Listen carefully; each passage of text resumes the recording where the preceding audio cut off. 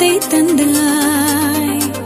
ஒரு முறை உன்னை எனக்கென்று சுவாசிக்கவா, மறுமுறை உன்னை புதிதாக சாசிக்கவா.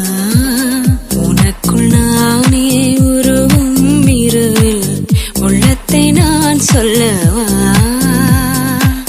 மருகும் மனதின் ரகசிய வரையில் ஒத்திகை பார்த்திடவா.